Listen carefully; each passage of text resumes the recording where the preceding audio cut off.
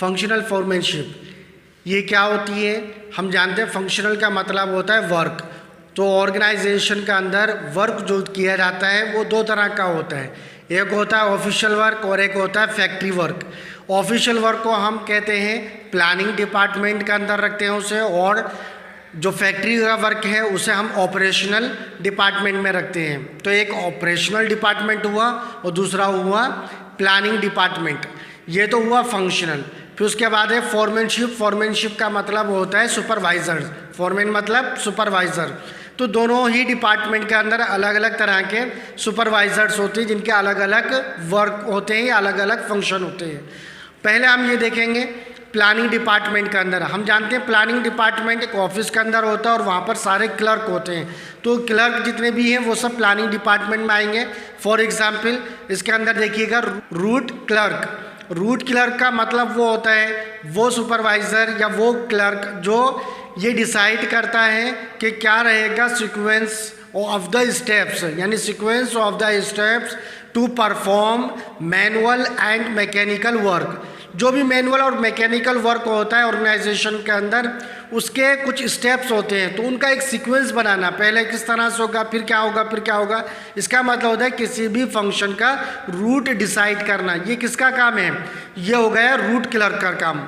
ठीक है, नेक्स्ट होता है instruction card clerk. Instruction card clerk इसका मतलब होता है वो क्लर्क जो कि जर्नल इंस्ट्रक्शंस इशू करता है टू द एम्प्लॉयज़। क्लियर?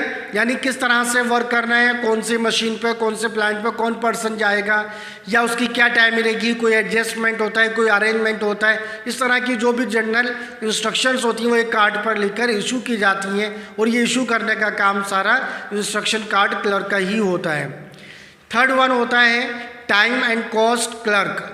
इसका क्या काम है? इसका काम है टाइम और कॉस्ट को डिसाइड करना, यानी किसी भी वर्क को पूरा करने में कितना टाइम लगेगा, ये इसका फिक्सअप जो भी करना है, इसकी फिक्सिंग करना है, वो इसका ये फंक्शन है।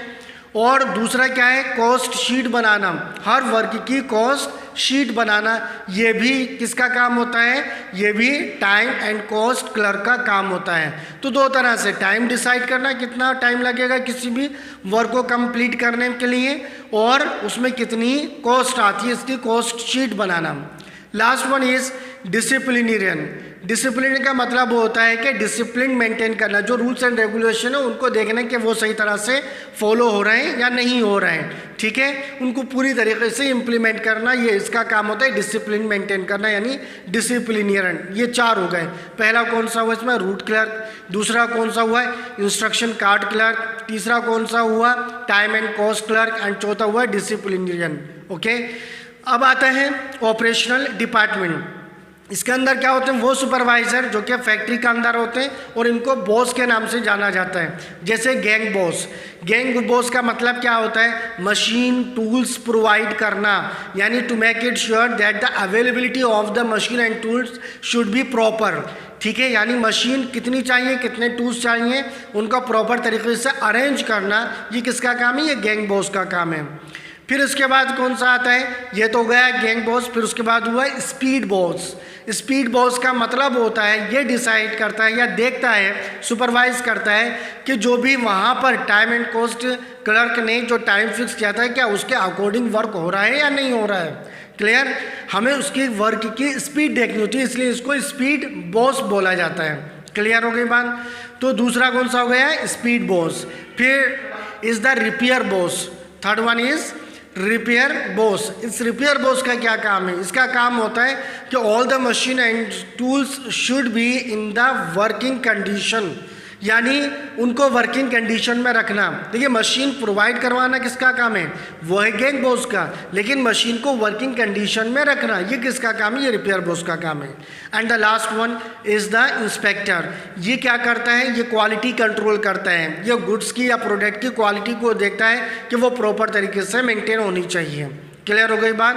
तो ऑपरेशनल डिपार्टमेंट के अंदर कौन कौन सा आ गया? गैंग बॉस आ गया, स्पीड बॉस आ गया, और रिपेयर बॉस आया, and the last one is the inspector.